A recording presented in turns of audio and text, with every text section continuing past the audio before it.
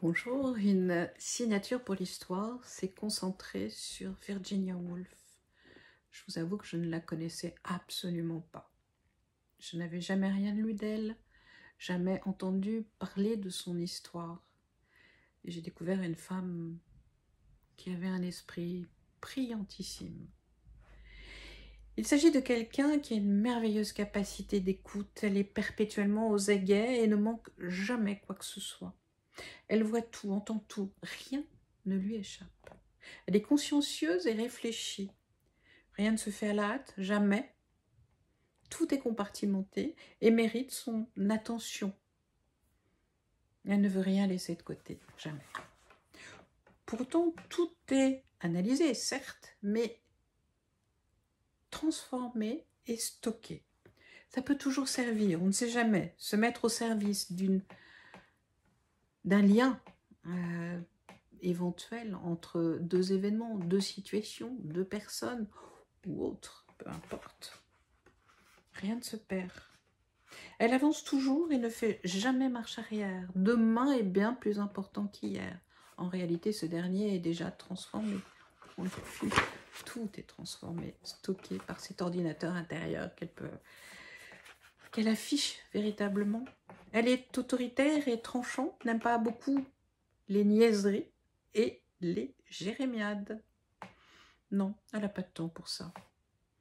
En dépit de blessures évidentes, elle a su trouver un équilibre en utilisant une plume qui savait être finalement libératrice. Elle ne savait que faire progresser les choses et n'aimait pas stagner. Non, l'immobilisme n'était pas pour elle. Il lui faisait peur. Il était assez proche de la mort finalement. Reconnaissons qu'elle devait prouver des choses, tout du moins c'est ce que la petite fille pensait. Elle cherchait à attirer l'attention d'un papa qui était un peu dépassé, je pense, qui en tout cas avait des difficultés dans sa vie et ne savait pas lui accorder cette reconnaissance dont elle avait besoin. Elle était toujours tournée vers les choses de l'esprit. Elle est devenue brillante, avait de l'esprit, mais tout ça pour attirer ne serait-ce qu'un regard de ce papa, pas pour autre chose. Elle a donc toujours favorisé le développement de sa polarité masculine, et ce, au détriment de la féminine. Par contre, elle savait toujours bien présenter, je veux dire qu'elle ne laissait jamais rien au hasard. Elle ne voulait pas être prise au dépourvu, ça c'est très clair. Elle voulait toujours paraître bien. Mais surtout, masquait cet intérieur douloureux. Le sérieux la caractérisait, mais ceci frisait la rigueur. Jamais elle ne se laissait aller. Tout passait par ses écrits. Cette rigueur finissait par se mettre entre elle et la vie, et l'empêchait toujours d'apprécier les choses en réalité. Un peu comme si elle pouvait courir après quelqu'un, mais peut-être était-ce tout simplement elle-même. La drôlerie et la fantaisie ne faisaient pas partie de sa vie. Ce n'est pas que l'envie lui faisait défaut, certes, mais bien l'incapacité. Il y a toujours quelque chose qui l'empêchait, qui la ralentissait, qui la traînait vers, non pas l'arrière, on l'a vu parce qu'elle revenait jamais en arrière, mais comme un espèce d'énorme boulet qui vous empêche d'avancer. Le regard des autres était important, et en particulier celui du père, nous l'avons dit.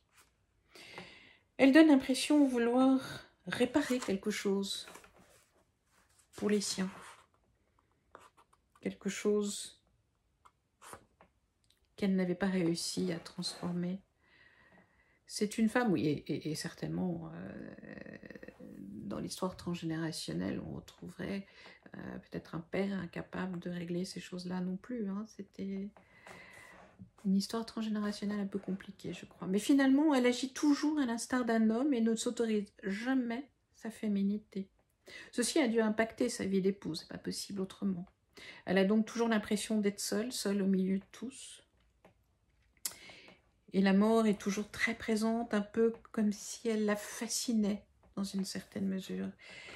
Mais elle a dû croiser sa route, cette mort, parce qu'elle est trop présente. C'est quelque chose, un événement, enfin le décès de quelqu'un vraisemblablement dont elle n'a pas fait le deuil. Virginia Woolf est une femme qui ne se livre pas et qui n'attend pas forcément des autres qu'ils le fassent d'ailleurs. Elle n'a pas besoin de leur confession. Non. Elle les devine et finalement ne sait pas toujours quoi faire de leur souffrance. Sa mère n'est pas très présente. Est-ce dans le réel ou la symbolique? Difficile à dire.